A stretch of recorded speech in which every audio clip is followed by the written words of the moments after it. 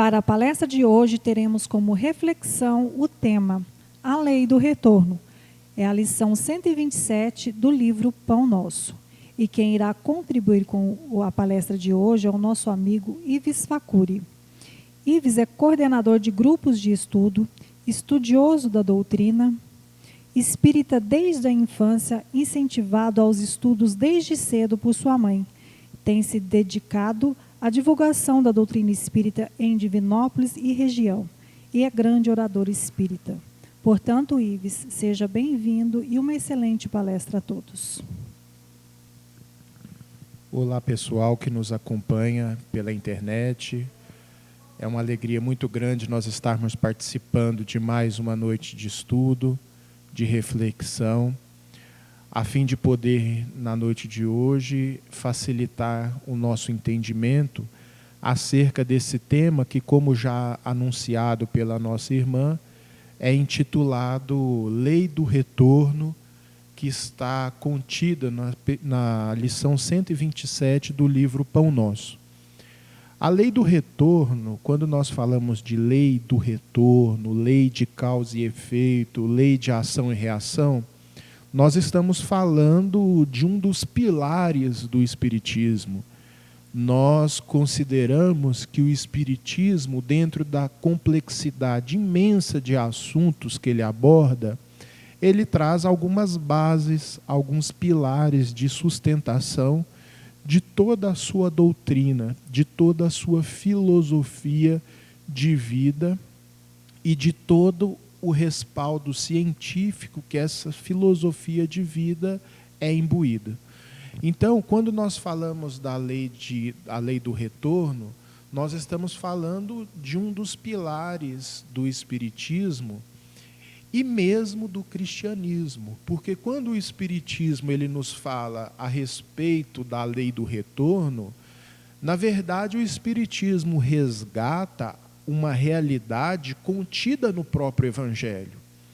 Quando nós vamos perceber inúmeras passagens do Evangelho de Jesus, ali no Novo Testamento, nós vamos perceber inúmeros episódios, inúmeras falas do nosso Mestre Jesus, que apresenta para nós essa realidade de que toda a ação guarda naturalmente uma reação proporcional ao ato cometido.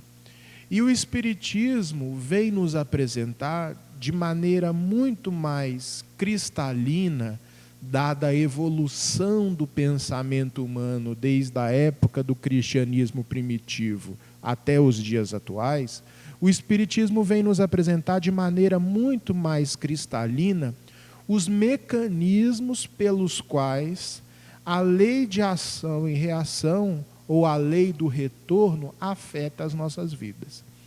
Essa é uma reflexão fundamental do Espiritismo, porque a partir dela, nós, de certa forma, ampliamos a consciência perante as nossas ações.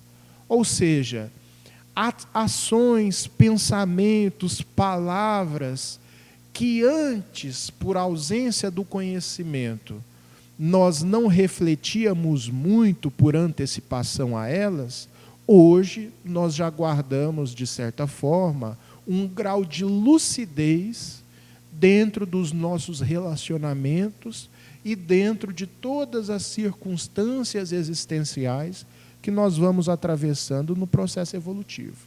Porque a lei do retorno é algo que faz muito sentido quando nós nos debruçamos sobre a explicação teórica das suas engrenagens e dos seus mecanismos, porque ela ativa em nós lembranças dos subconscientes de uma lei inerente à natureza. Toda vez que, de forma externa, de forma exterior, através do conhecimento teórico, eu vejo ali, eu percebo retratado algo que faz referência às leis naturais, é como se fosse uma espécie de magnetismo para o observador que já guarda um nível de dilatação consciencial de reconhecimento daquela verdade. Eu até costumo dizer que essa relação, ela sempre depende de um nível específico de entendimento do espírito.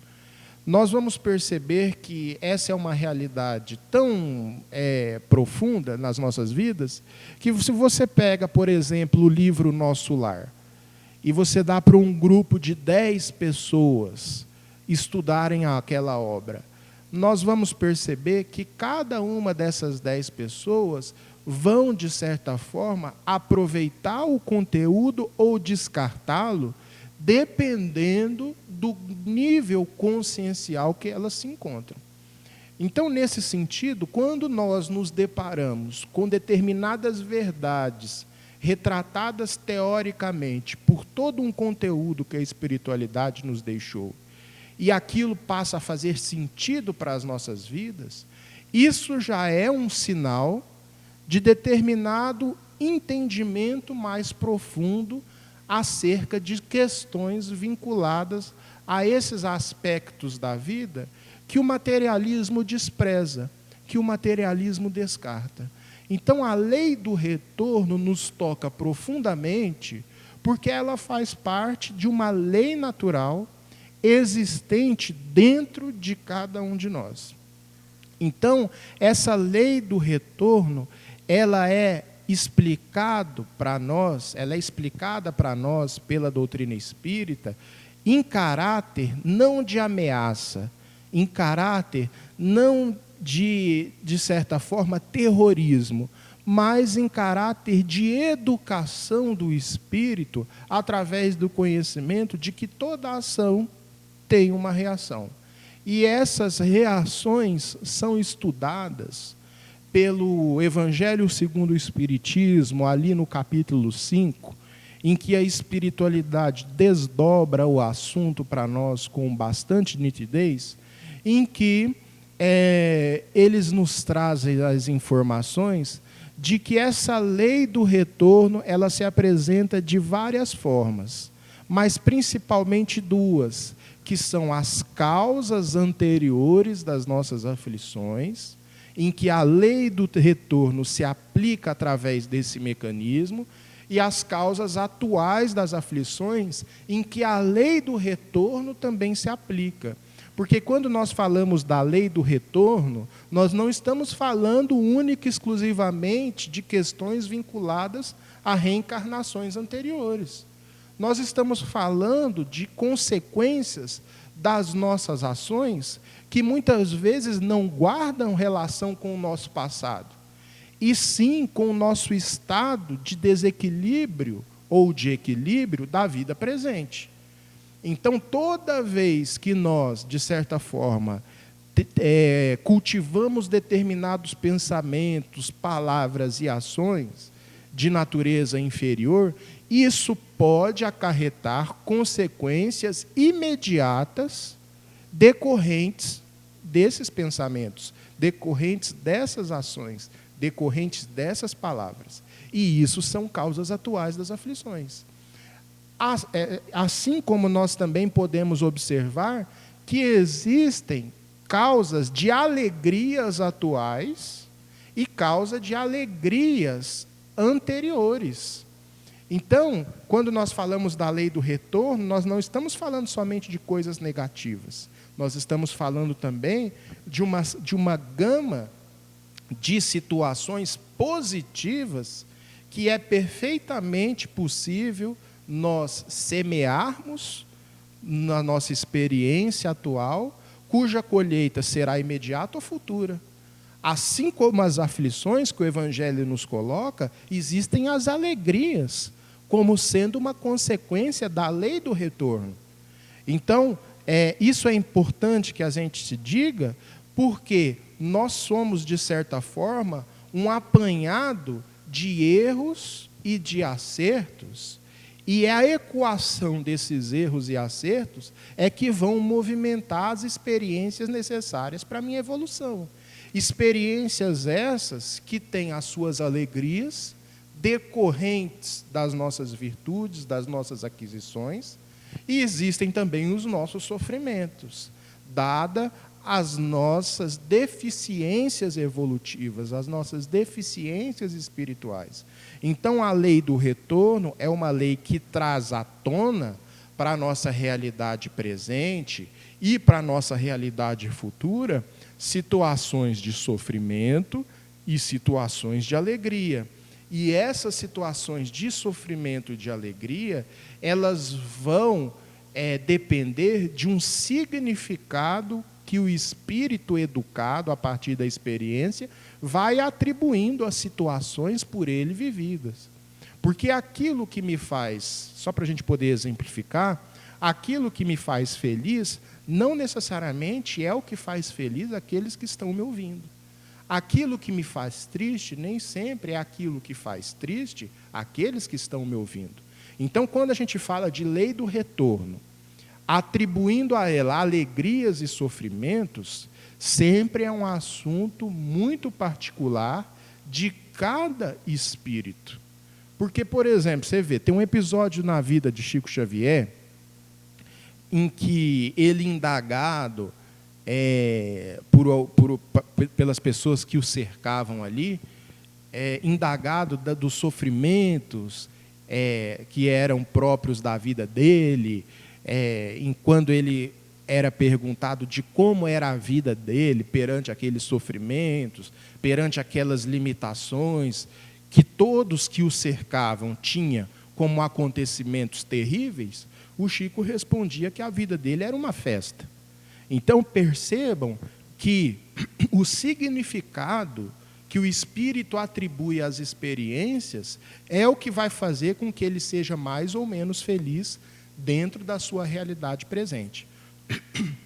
Então, a lei do retorno, ela se aplica a essas particularidades que vão depender de cada espírito e as suas necessidades evolutivas. Essas necessidades evolutivas que nós, de certa forma, vamos preenchendo ou aumentando a lacuna durante as nossas experiências terrestres. Porque a cada reencarnação é uma oportunidade para o espírito preencher as suas insuficiências espirituais a partir do processo de contato com a matéria. Porque o contato com a matéria faz com que o espírito, de certa forma, ele coloque à prova todas essas insuficiências, no sentido de preenchê-las. Então, toda situação atravessadas por nós tem uma mensagem por trás, tem um caráter educativo que muitas vezes nós não sabemos reconhecer no momento em que nós estamos atravessando aquela situação. O significado, muitas vezes, chega tardiamente.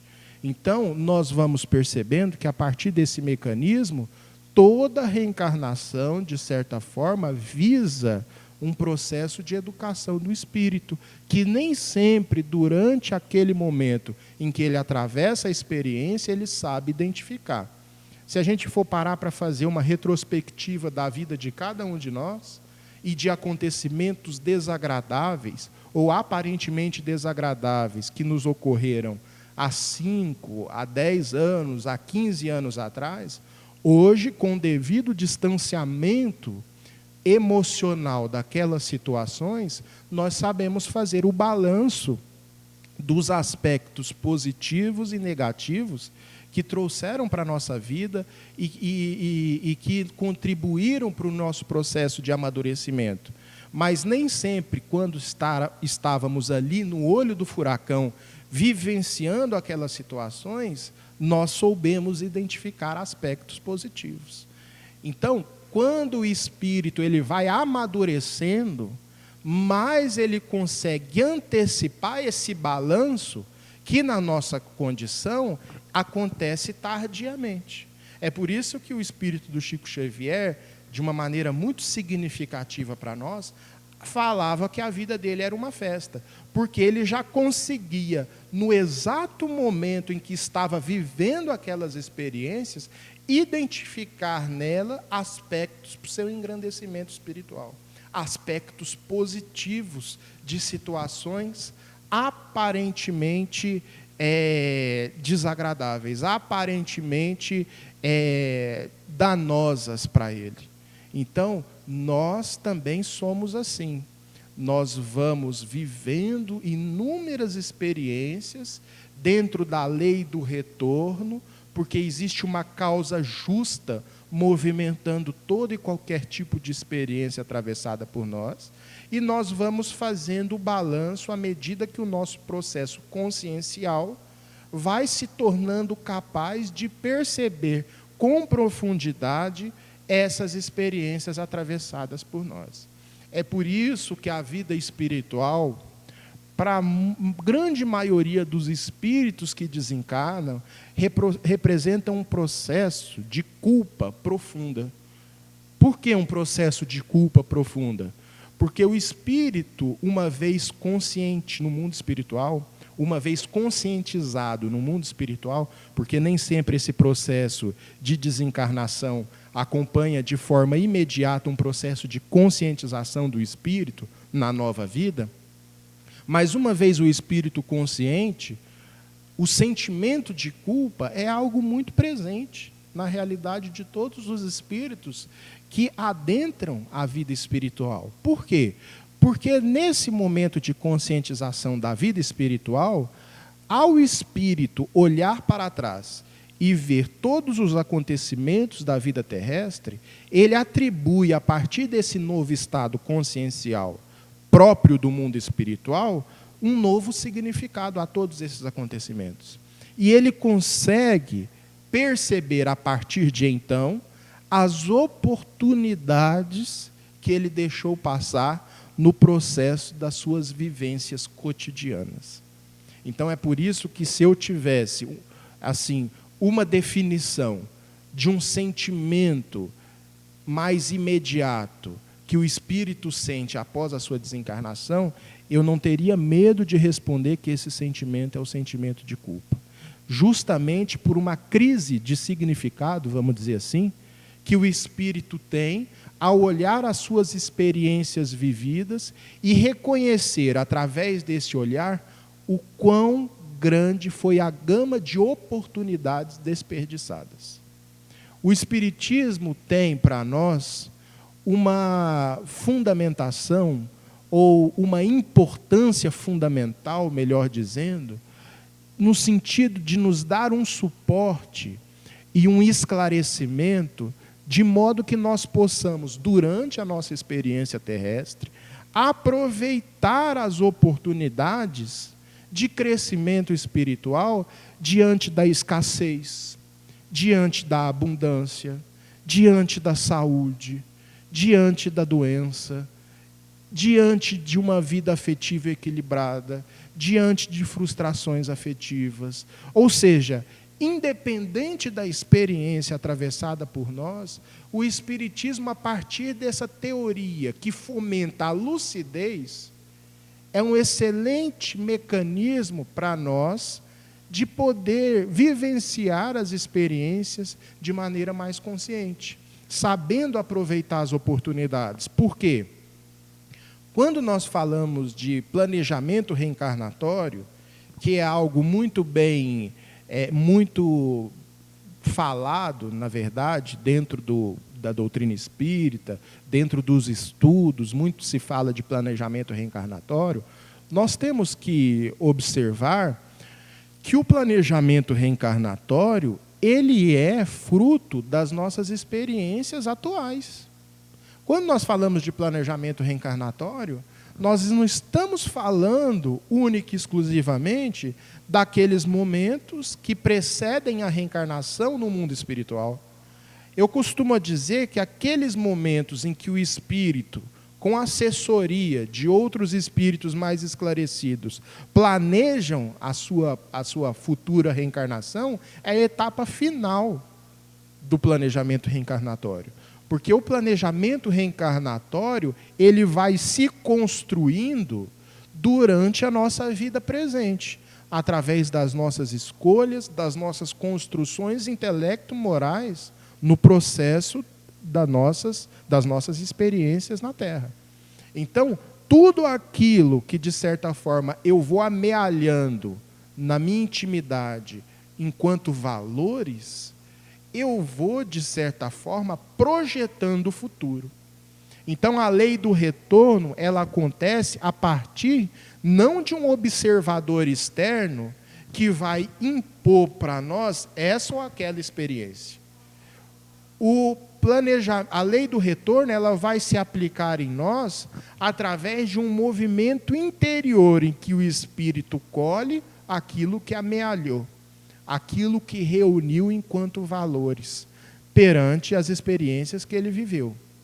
Então, nesse sentido, nós vamos perceber que todas as vezes que existe a colheita de determinados plantios perpetrados por nós vamos perceber que essas colheitas foram de situações semelhantes às que a gente está vivendo agora, só que num passado mais ou menos distante. Isso significa dizer que o nosso futuro, ele pode, a partir de hoje, começar a se formatar de uma maneira mais feliz, dentro de situações plantadas por nós no presente momento, visando um futuro, visando o presente e visando o futuro, porque muitas das nossas ações, elas têm uma consequência imediata, elas têm uma consequência de proporcionar para nós bem-estar imediato. Quando nós falamos, por exemplo, das doenças psicossomáticas, que são aquelas doenças que guardam as suas raízes em desequilíbrios emocionais, nós estamos falando de reflexos imediatos da nossa situação emocional. Quando nós estamos falando de saúde também, de equilíbrio orgânico e mental, nós estamos falando de um certo reflexo de uma postura sentimental, de uma postura emocional. Então, vejamos que, quando nós falamos da lei do retorno como sendo uma consequência das nossas ações, nós não estamos falando apenas de uma lei do retorno que vai ser colhida por nós num futuro distante, seja ele no mundo espiritual ou numa próxima existência. Nós estamos falando de uma lei do retorno que muitas vezes acontece no âmbito da nossa própria existência atual. Então, essas são as causas atuais, muitas vezes, das nossas aflições, ou as causas atuais das nossas alegrias e do nosso equilíbrio. Então, nesse sentido, nada tem a ver com o passado, mas tem a ver com as nossas ações na vida presente. Causas atuais. Quando nós estamos falando de causas anteriores, aí sim, questões mais profundas, situações mais dramáticas, envolvendo o campo dos nossos relacionamentos interpessoais, aí sim nós estamos falando de causas anteriores. As causas anteriores, geralmente, elas se aplicam no hoje através de 3 situações ou de 3 instâncias de possíveis experiências atravessadas pelo espírito, que são, geralmente, questões sociais, às vezes o espírito que reencarna na miséria ou na abundância, tem uma vinculação com o passado. Não são questões casuais, são questões pré-organizadas, são questões predestinadas para aquele espírito. Quando nós estamos falando, portanto, de questões sociais, nós estamos falando de causas anteriores, muitas das vezes. Quando nós estamos falando, por exemplo, de enfermidades inerentes ali, de enfermidades orgânicas, muitas vezes desde o período do nascimento ali, da primeira infância, enfermidades que acometem o espírito reencarnante, são causas atuais. Em sua grande maioria são causas anteriores. Quando nós estamos falando de dramas afetivos, da vida familiar ou da vida conjugal, muitas vezes nós estamos falando de causas anteriores. É claro que aqui é uma classificação genérica, existe uma maleabilidade nisso tudo. Existem causas sociais de infortúnios que são pelo desequilíbrio que a pessoa faz da sua vida, da sua gestão econômica. Mas, geralmente, quando essas situações elas acontecem desde o período do nascimento do espírito, aí já é um compromisso kármico, apesar de eu não gostar muito dessa palavra, porque não é uma palavra espírita, mas já é um compromisso de reajuste com outras existências. Então, aí sim nós podemos classificar como causas anteriores das aflições. E para além das causas atuais e das causas anteriores das nossas aflições, existem as razões contingenciais dos nossos sofrimentos. Só para a gente poder dar um exemplo disso, lá no livro Renúncia, tem um espírito chamado Alcione. O livro Renúncia é a psicografia do Chico Xavier pelo espírito Emmanuel. E lá tem um espírito que chama Alcione, que ele, antes de reencarnar, ele tem, de certa forma, um encontro com outros espíritos preocupados com a reencarnação do espírito de Alcione, né, que iria enfrentar grandes desafios, apesar de não precisar mais reencarnar. Porque esse espírito ele ia reencarnar em caráter de auxílio a outros espíritos, ou seja, em regime de missão. E mesmo assim, houve uma preocupação por parte daquela equipe espiritual que acompanhava o espírito dentro dessa vontade de reencarnar, sobre os problemas do mundo, que são naturais do mundo. Ou seja, isso revela para nós que existem causas anteriores das nossas experiências vividas, existem causas atuais das nossas experiências vividas, e existem causas contingenciais, que são causas próprias, que são realidades próprias do nosso planeta de expiação e provas. Ou seja, a própria condição do planeta gera para o espírito determinadas experiências que não tem nada a ver com o passado, ou que não tem nada a ver com as suas escolhas presentes, mas que são situações que muitas vezes geram sofrimento, que são próprias do nosso planeta. Por exemplo, quando a gente pega uma gripe, né? Uma gripe gera um sofrimento para nós, mas não tem uma causa anterior nem atual. É uma questão climática que muitas vezes afeta o nosso organismo de forma a desencadear um processo de vírus, né? Que no caso seria a gripe. Então, são situações próprias do mundo em que a gente vive, né? O Allan Kardec, até no Livro dos Espíritos, ele nos coloca que às vezes a pessoa está passando assim, de repente solta uma telha, né, de um telhado e cai na cabeça daquela pessoa. Quer dizer, a gente pode atribuir isso ao passado ou ao presente? Não. São riscos que a própria vida material oferece, que são próprios da vida material. Em mundos superiores, por exemplo, não existem esses fatores contingenciais que podem levar ao sofrimento, porque já são mundos que se encontram em um outro patamar vibratório, em um outro patamar energético. Portanto, essa multiplicidade de possibilidades de acontecimentos negativos não fazem parte da psicosfera de regiões superiores. Então, existe essa realidade que precisa ser considerada por nós, que não tem nada a ver com a questão da lei do retorno, que é uma situação natural de um mundo ainda de expiação e provas. Eu lembro de uma fala do Divaldo Pereira Franco, em que ele diz que nas suas orações, durante o momento em que ele parava para agradecer o Criador, ele agradecia todo o bem recebido e ele também agradecia todo o mal que poderia ter lhe acontecido, mas não lhe aconteceu. Então, olha que interessante. Eu fiquei algum tempo até entender a lógica disso, porque você agradecer todo o mal que poderia te acontecer, mas não te aconteceu, o que isso significa?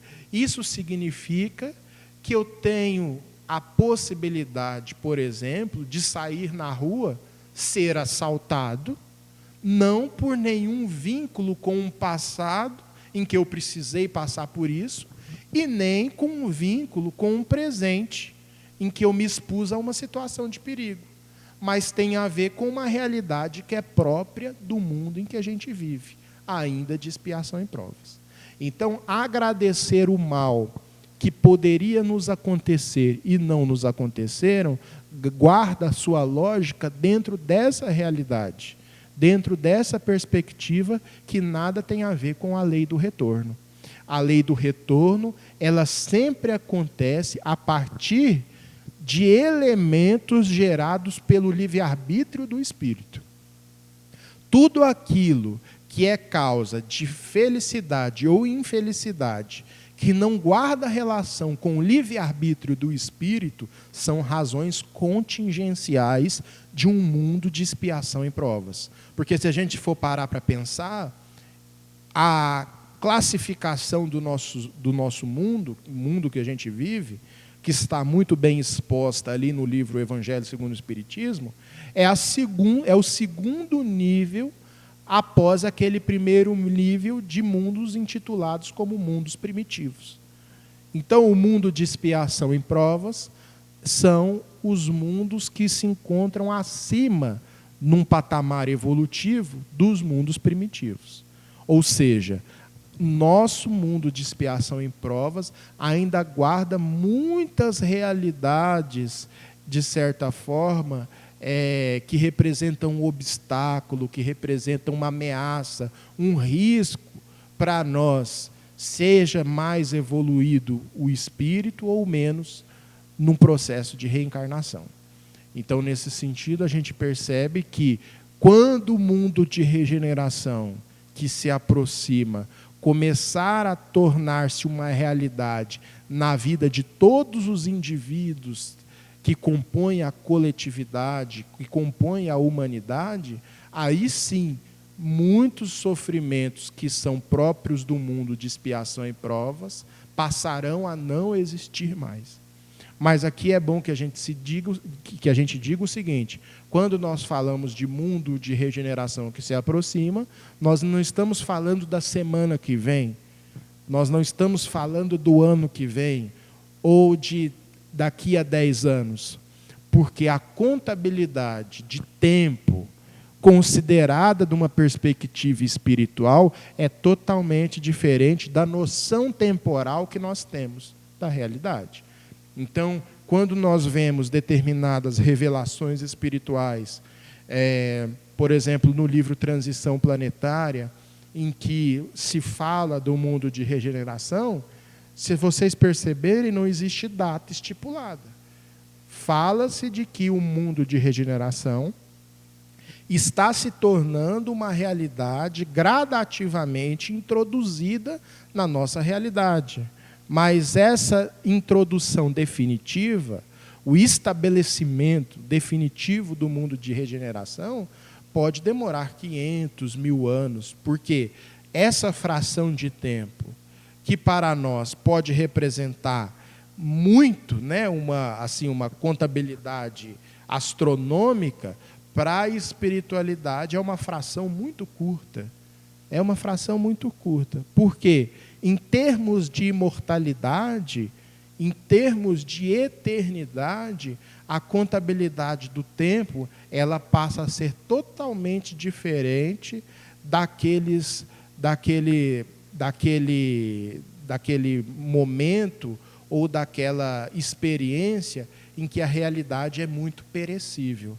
Quer dizer, a vida imperecível, a vida espiritual, contabiliza o tempo diferente porque lá nada perece.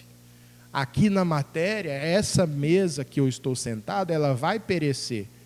Então é claro que o espírito aqui inserido, nessa realidade que oprime a nossa percepção, vai ter uma realidade de percepção temporal, decorrente desse contato com a matéria em que tudo perece de maneira muito rápida.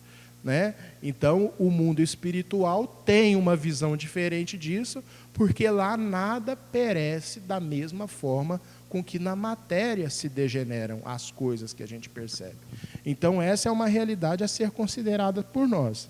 Mas, no livro Pão Nosso, que a gente guardou aqui uma mensagem para poder estar lendo, nos fala de uma lei do retorno de maneira muito específica, retirando do Evangelho de Jesus, contido ali na parte em que João Evangelista constrói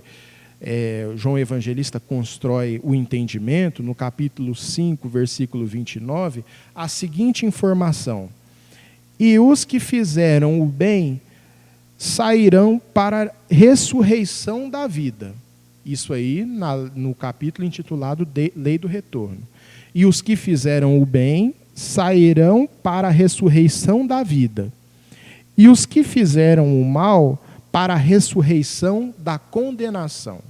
Vejamos aqui que a palavra ressurreição, ela é uma palavra que, à época, ela guardava duplo significado.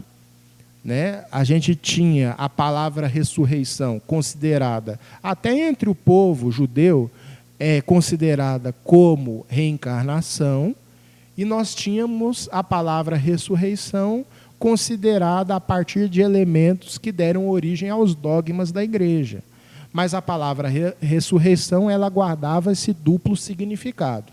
Então vejamos que no Evangelho, lá no capítulo de João, a lei do retorno está muito bem expressa através desse momento em que Jesus fala: os que fizeram o bem sairão para a ressurreição da vida, e os que fizeram o mal sairão para a ressurreição da condenação. E aí Emmanuel comenta da seguinte forma: em raras passagens do Evangelho, a lei reencarnacionista permanece tão clara quanto aqui, que o ensino do Mestre se reporta à ressurreição da condenação.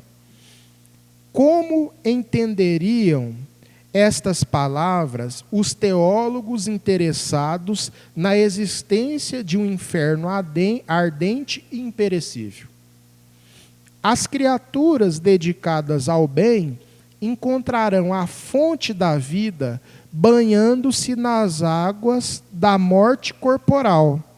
Suas realizações do porvir seguem na ascensão justa, em correspondência direta com o esforço perseverante que desenvolveram no rumo da espiritualidade santificadora. Todavia, os que se comprazem no mal cancelam as próprias possibilidades de ressurreição para a luz. Então vejamos que aqui está muito claro em que Jesus está falando da lei do retorno.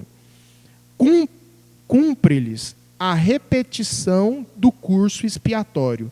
Então, quando ele fala de ressurreição para condenação, é claro que a palavra condenação, a gente precisa entendê-la de maneira muito contextualizada, né? Porque a palavra condenação aqui tem um significado mais profundo, porque é a condenação pela própria consciência. Porque quando Emmanuel nos coloca, cumpre-lhes a repetição de curso expiatório, esse curso expiatório é o que retrata a condenação do espírito. Ou seja, através das suas más ações, ele inaugura um circuito expiatório para si mesmo, através da violação das leis que existem na própria consciência. Então, isso que é a condenação. A condenação da nossa consciência, onde repousam as leis de Deus, segundo a pergunta 621 do Livro dos Espíritos, servindo para nós como sendo uma espécie de juiz, a nos condenar as ações no sentido de movimentar em nosso caminho experiências correspondentes àquilo que a gente semeou. Então, nesse sentido, a condenação deve ser encarada. É a volta à lição ou ao remédio. Não lhe surge diferente alternativa. A lei do retorno, pois, está contida amplamente nessa síntese de Jesus, lá no Evangelho de João. Ressurreição é ressurgimento, e o sentido de renovação não se compadece com essa teoria das penas eternas. Ou seja, a renovação, ela só é possível dentro de uma nova oportunidade. Porque a antiga concepção de céu, de inferno e de purgatório não guarda a sua lógica ou a sua correspondência lógica, melhor dizendo, com a palavra renovação, em que Jesus coloca muito bem aqui nessa passagem do Evangelho de João. Ou seja, aqueles cujas más ações foram o norte para as suas experiências, vão ressurgir, porque a palavra ressurreição é ressurgimento, para a condenação. Então aqui Jesus deixa muito claro que esse ressurgir, na verdade, que é a ressurreição, vai de encontro com a teoria das penas eternas. Então, todo o espírito tem essa possibilidade de corrigir o próprio mal feito por si mesmo, em detrimento daqueles castigos eternos que foi nos ensinado durante séculos pela teologia convencional. Então, aqui Emmanuel termina. Nas sentenças sumárias e definitivas, não há recurso salvador. Por intermédio da referência do Mestre, contudo, observamos que a providência divina é muito mais rica e magnânima que parece. Haverá ressurreição para todos, apenas com a diferença que os bons tê-la-ão em vida nova e os maus em nova condenação, decorrente da criação reprovável deles mesmos. Então, nesses sentidos, meus amigos, nós vamos encerrando o nosso estudo com essa reflexão da importância de construir o bem. Quando Jesus fala que aqueles que foram norteados pelas boas ações ressurgirão, vão ressurgir para a vida, ele está falando da verdadeira vida que consegue perceber a realidade de maneira não ilusória, como geralmente a gente costuma perceber, dado o materialismo ainda existente em cada um de nós.